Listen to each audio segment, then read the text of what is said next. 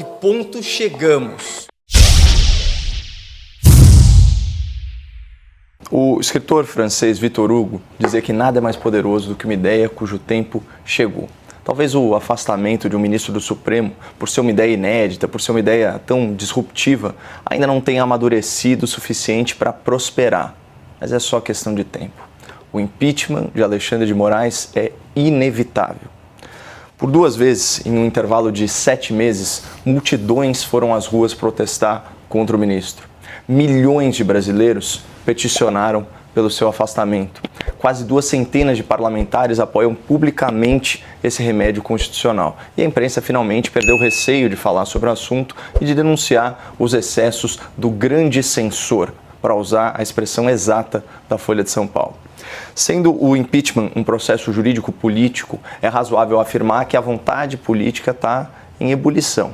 E o aspecto jurídico, bom, esse, por sua vez, já atingiu o ponto de fervura há muito tempo.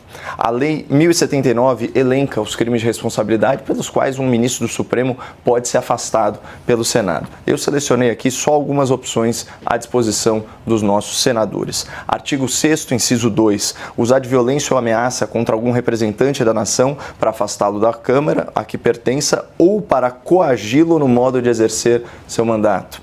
Artigo 6º, inciso 3, violar as imunidades asseguradas aos membros do Congresso Nacional. Vamos lembrar que deputados e senadores não respondem civil ou penalmente por opiniões, palavras e votos, ou pelo menos não deveriam. Artigo 7º, inciso 9, violar patentemente qualquer direito ou garantia fundamental e bem assim os direitos sociais assegurados pela Constituição. E aí, finalmente, o abuso de poder mais flagrante de todos, a meu ver, artigo 9º, inciso 4, expedir ordens ou fazer requisição de forma contrária às disposições expressas da Constituição.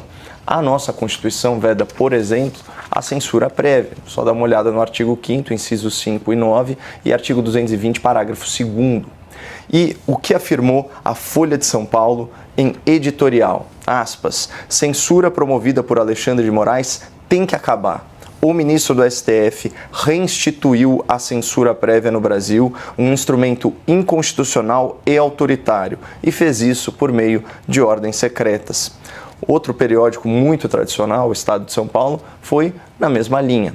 Aspas, a escalada autoritária do Supremo. Suspensão do X, antigo Twitter, é a culminação de um inquérito eivado de truculência.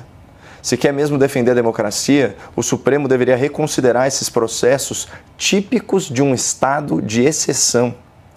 Bom, como fica claro a partir da leitura desses textos editoriais dos principais órgãos de imprensa do país, já é ponto pacífico no debate público que houve censura, que houve também violação do devido processo legal e tudo isso sob as ordens de Alexandre de Moraes.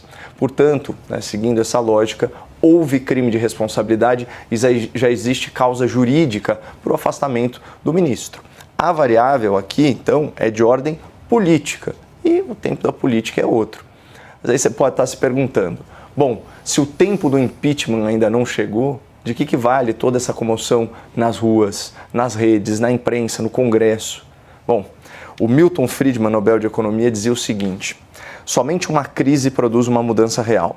Quando essa crise ocorre, as ações que são tomadas dependem das ideias que estão em voga por aí, as ideias que estão circulando.